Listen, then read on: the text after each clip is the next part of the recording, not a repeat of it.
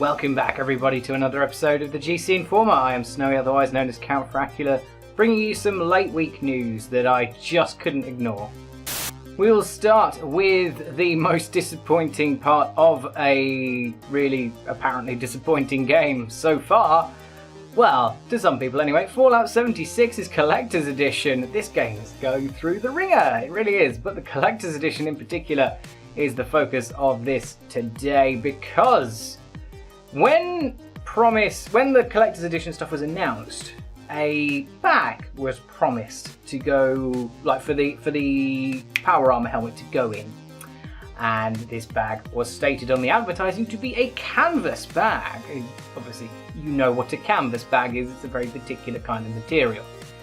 However, Bethesda are now being accused of false advertising because the actual bag that came with at least some or a lot of the collector's editions are nylon bags, not canvas bags. And I know that doesn't sound like a big deal, but if you've ever held a canvas bag and a nylon bag next to each other and you've actually felt the difference, yeah, there's a lot of difference, especially when it comes to things like quality. So, not great, especially when you've paid, $200 for the collector's edition that includes that, and you're just getting a shitty nylon bag. Are you needing to save money, are you, Bethesda, with your stacks of cash, that you can't afford a canvas bag? Come on, guys! In an attempt, though, to make up for this slight against the people who paid $200 for the collector's edition, Bethesda have announced a reward or like some recompense that is not great. Not ideal. I will read their official tweet upon this account from the Fallout Twitter account. We understand and respect there is disappointment with the bag in the Power Armor Edition. We are sorry. Please contact Bethesda support to provide proof of your CE purchase, Collector's Edition purchase. They will assist in granting your account 500 atoms, some in-game currency.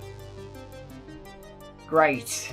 I don't know how much 500 atoms is. That might be a lot, that might be not very much, but regardless, it's still your recompense for having a NAF version of a permanent, like, physical object is some fake currency that is only, it's only useful for until you spend it or until the servers go offline, which based on Fallout 76's current state within like the media and the general public might not be that long. So not a great way of handling this PR wise, Bethesda. Still, let's move on. Now I'm going to go ever so slightly, it's not off topic, but this is more news for YouTube creators and people who watch YouTube videos, because Nintendo have finally, after years and years and years, announced they are ending the Creators Program. A much reviled thing where creators had to register a thing with Nintendo to put Nintendo videos onto their channel without them being copyright claimed, and Nintendo would take a cut from that, which is wow. Everyone at the time and still thinks that is an awful move on the most part. Basically, it's Nintendo trying to cash grab every single thing that they can, and they really don't need to in a lot of these instances, because at the end of the day, this is people showing love for their product, and it's effectively free advertising if your games are good. So, anyway, this argument's been gone over 1,000 times. And Nintendo have finally made a decision on it, and they have basically said in the statement that they're going to be honouring fair use claims to things like Let's Plays, and they're not going to be trying to monetize Nintendo content like automatically anymore, unless it's basically an entire trailer re-uploaded with no like context or anything. So yeah, let's just read the statement. A short post on Nintendo's website. We are ending the Creators Program to make it easier for content creators to make and monetize videos that contain Nintendo content. We will no longer ask that creators submit their videos to the NCP and creators can continue showing their passion for Nintendo games by following Nintendo's guidelines located at link. The NCP will come to a close at the end of December 2018. Please note that we are no longer accepting videos and channels. We will not review any that have been submitted but not yet registered. The NCP will be taken down March the 20th, 2019. But yeah, basically, they're saying that Nintendo content is now fine to put on YouTube. That's basically what they've said in that. And pretty much, that means you're going to be seeing a lot more Nintendo content from creators come January or March or whenever you want to classify this. If you like that kind of thing, great! Personally, I think that's a great thing because I can't monetize anything anyway, but I would like to be able to cover Nintendo content without the constant fear of Nintendo trying to steal advertising revenue from, advertising revenue from the 5 views that a Nintendo video on this channel would get.